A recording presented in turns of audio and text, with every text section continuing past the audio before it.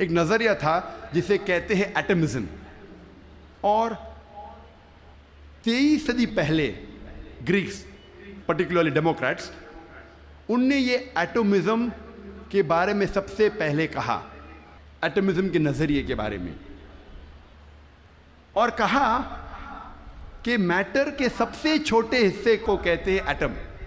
مادہ کے سب سے چھوٹے حصے کو کہتے ہیں ذرہ، عربی اور اردو میں ایٹم کو کہتے ہیں ذرہ۔ اور اس وقت انسان یہ سوچتے تھے کہ ذرے کو تقسیم نہیں کیا جا سکتا۔ آج سائنس ترقی کرنے کے بعد ہم مانتے ہیں کہ atom is the smallest part of matter having the characteristics of the element. ذرہ مادے کا سب سے چھوٹا حصہ ہے جو ایلیمنٹ کے کیریکٹرسٹکس رکھتا ہے، لیکن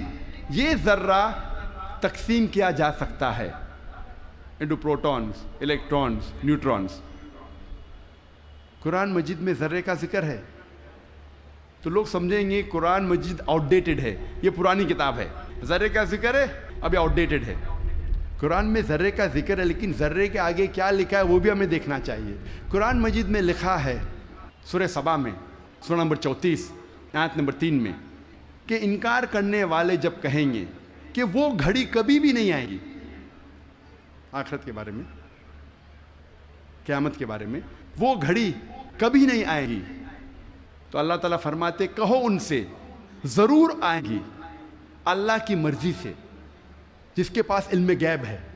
جس کے علم میں چھوٹا سا ذرہ زمین اور آسمان میں، اور اس چیز جو ذرے سے چھوٹی ہے اور بڑی ہے اس کا علم بھی اس کی کتاب میں محفوظ ہے۔ تو قرآن مجید میں لکھا ہے کہ ذرے برابر چیز کا علم ہے اللہ کے پاس، اور ذرے سے چھوٹی چیز اور بڑی چیز کا علم بھی ہے۔ اور یہ انفارمیشن، یہ خبر دہرائی گئی ہے سورہ یونس میں، سورہ نمبر 10 آیت نمبر 61 میں، کہ اللہ سبحانہ و تعالیٰ کے علم میں ہے ذرے جیسی چیز جو آسمان اور زمین پہ ہے، اور وہ چیز جو ذرے سے بھی چھوٹی ہے اور ذرے سے بڑی ہے اس کی کتاب میں محفوظ ہے۔ تو قرآن آؤٹ ڈیٹڈ نہیں ہے، قرآن اپ ٹو ڈیٹ ہے۔